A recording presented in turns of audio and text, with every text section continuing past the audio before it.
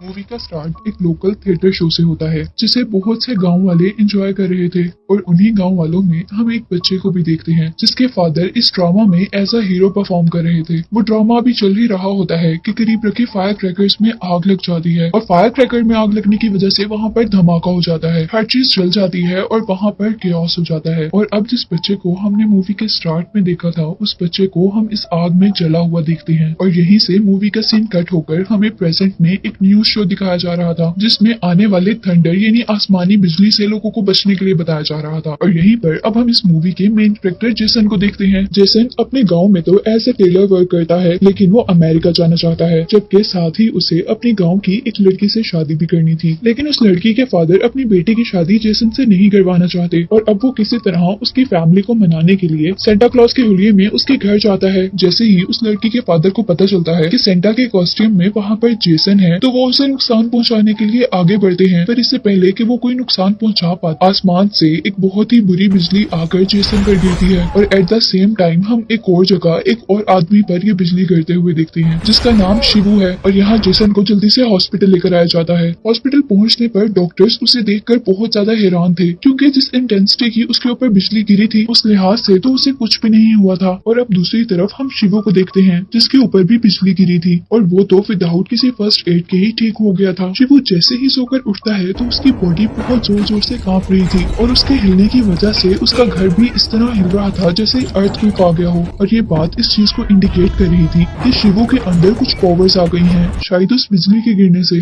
जबकि यहाँ जेसन के डॉक्टर उसकी फैमिली को बता रहे थे कि उसे बिजली ने कोई भी नुकसान नहीं पहुंचाया। और यहाँ जैसे ही जेसन अब अपने स्ट्रेचर से उठता है तो उसका स्ट्रेचर भी बेंड हो गया था। घर आने पर हम देखते हैं कि जेसन अब अपनी सिस्टर की सपोर्ट पर अमेरिका जाने की तैयारी कर रहा था और इस काम के लिए वो अपनी फ्रेंड ब्रूस ली से मिलता है जो कि जेसन की नेफ्यू की टीचर भी थी। इसी के साथ साथ हम देखते हैं कि जेसन जैसे बीमार हो रहा था, उसे बहुत ज्यादा कफ थी और उसके कफ में से एक सिल्वर कलर का म्यूकस निकल रहा था। जेसन अब रात में घबराकर उठ जाता है और जैसे ही वो विंडो ओपन करने लगता है तो उसकी पावर्स की वजह से विंडो ओपन होने की जगह वहाँ से पूरा का पूरा डोर ही टूटकर बाहर की साइड पर गिर जाता है। अब हम देखते हैं कि जब जेसन अपने नेफ्यू के साथ बैठा हुआ था तो उसे बहुत दूर से पानी के गिरने की आवाज आ रही थी और वो अपने नेफ्यू से कहता है कि शायद टैप ओपन है। और जैसे ही वो टैप बंद करने के लिए बाथरूम में जाता है तो बाथरूम का दरवाजा खोलते हुए बाथरूम का दरवाजा भी टूट जाता है और टैप यानी नल को बंद करते हुए वो भी टूट जाती है। इसके बाद हमें शिबू को दिखाया जाता है और हम देखते हैं कि जेसन की तरह शिबू के मुंह से भी वो सिल्वर म्यूकस निकल रहा था। नेक्स्ट डे हम देखते हैं कि जेसन को बहुत ज्यादा भूख लगने पर वो अपने घर का सारा खाना खा लेता है क्योंकि अब उसने सबका खाना खा लिया था, इसीलिए उसके ब्रदर इन लॉ के लिए कोई खाना नहीं बचा था जिस वजह से उनके घर पर लड़ाई होती है। और जेसन जैसे ही एक हाथ से अपने ब्रदर इन लॉ को हिट करता है तो वो इतनी दूर जाकर गिरते हैं कि वहाँ दीवार में भी होल हो जाता है। अब जेसन का नेफ्यू ये रियलाइज करता है कि जेसन के अंदर सुपर पावर्स आ गई हैं। वो जेसन को सुपर हीरोज के बारे में भी बताता है और सुपर पावर्स के बारे में भी, और वो लोग मिलकर ये डिसाइड करते हैं कि पहले वो चेक करेंगे कि जेसन के पास कौन कौन सी सुपर पावर्स आई हैं। और दूसरी तरफ शिबू ने भी अपनी सुपर पावर्स को डिस्कवर कर लिया था और उसके पास माइंड से चीजें कंट्रोल करने की पावर आई थी। जेसन के पास काफी सारी पावर्स आई थी जिसमें वो बहुत दूर की आवाजें सुन सकता था, उसे फाइटिंग पावर्स मिली थी लेकिन माइंड से चीजें कंट्रोल करने वाली पावर्स नहीं मिली थी। और अब जेसन अपनी पावर्स का यूज करते हुए अपनी सिस्टर और अपने नेफ्यू के लिए कुछ गिफ्ट्स इकट्ठे करता है। यहाँ जेसन की फ्रेंड ब्रूस ली उसे बताती है कि उसका अमेरिका जाने का वीजा रिजेक्ट कर दिया गया है। और अब यहाँ पर हम शिबू को देखते हैं और उसके पास्ट के बारे में हमें पता चलता है कि उसकी पास्ट में एक फ्रेंड थी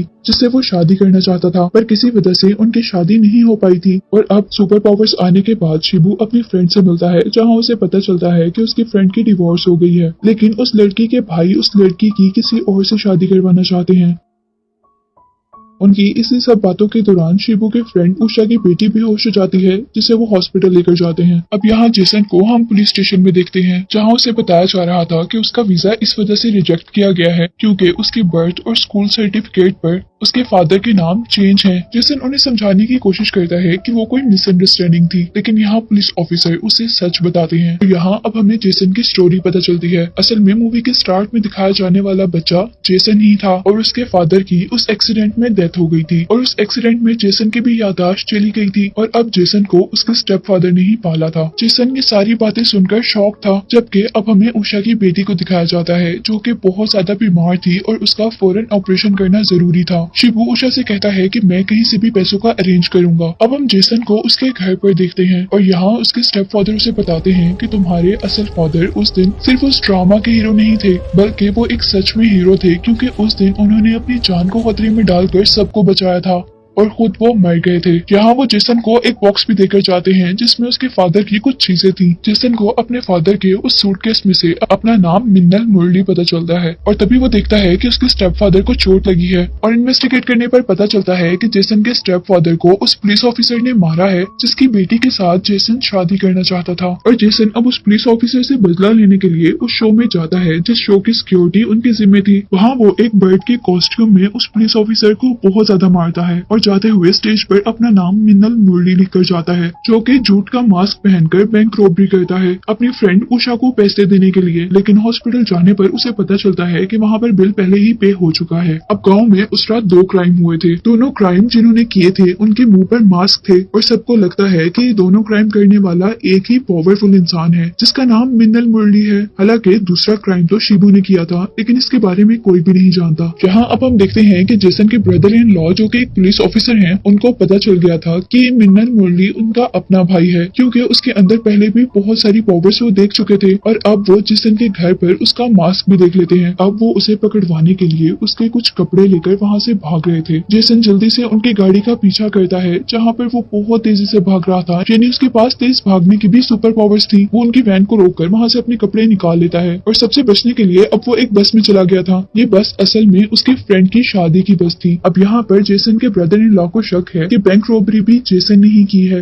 जबकि उनकी टेलर शॉप से पैसे भी जेसन ने ही चोरी किए हैं, जो पैसे जेसन ने अमेरिका जाने के लिए रखे थे। लेकिन असल में वो पैसे उषा के भाई ने चोरी किए थे, क्योंकि उसे अपनी बहन की बेटी का इलाज करवाना था, जबकि बैंक रॉबरी तो शिबू ने की थी। लेकिन क्योंकि सबको यही लगता है कि ज्यादा पावरफुल जेसन है और शिबू को कोई नहीं जानता, इसीलिए सारा इल्जाम जेसन पर है। इधर क्योंकि जेसन के अमेरिका जाने वाले पैसे चोरी हो चुके थे और उसे ये भी पता था कि ये पैसे किसने चोरी किए हैं, तो वो अपने वर्कर के साथ लड़ाई कर लेता है, क्योंकि उसे उन पैसों की बहुत ज्यादा जरूरत थी। लेकिन उसके स्टेपफादर उसे समझाते हैं कि तुम्हें ऐसा नहीं करना चाहिए था, क्योंकि वो उनका पुराना वर्कर था। और वो जेसन से कहते हैं कि तुम्हें उससे जाकर सॉरी करनी चाहिए। जबकि जेसन की टेलर शॉप पर हम उषा के भाई को देखते हैं, जिससे जेसन ने सॉरी कहने के लिए आना था। लेकिन उससे पहले यहाँ पर शिबू आ जाता है और यहाँ पे शिबू उससे कहता है कि तुम ये पैसे रख लो और ये पैसे तुम जेसन को दे देना और इन पैसों के बदले तुम अपनी बहन की शादी मुझसे करवा दो। लेकिन उषा का भाई उस बात पर इनकार कर देता है, जिसकी वजह से शिबू अपनी पावर्स का यूज करते हुए अपनी सीजर से उसे मार देता है और बाहर आकर वो शॉप भी जला देता है। जहाँ सबको लग रहा था कि ये शॉप जेसन ने जलाई है, क्योंकि जेसन ही इस शॉप पर आने वाला था और वो ही उषा के भाई से माफी भी मांगने वाला था। जेसन के ब्रदर इन लॉ को इस वजह से भी उस पर शक होता है, क्योंकि उस शॉप के बाहर मिन्नल मुरली लिखा हुआ था। सब लोग जेसन को गलत समझ रहे थे, लेकिन यहाँ पर एक आदमी ने शिबू को ये सब करते हुए देखा था और उसने शिबू को पावर्स भी यूज करते हुए देखा था, इसलिए वो डर कर वो गाँव छोड़कर जा रहा था और साथ ही वो अपने साथ सारे गाँव वालों को भी इस गाँव से निकलने को कहता है। वो उनको कहता है कि यहाँ पर बहुत बड़ी मुसीबत आने वाली है और तुम लोग अपनी जान की परवाह करो।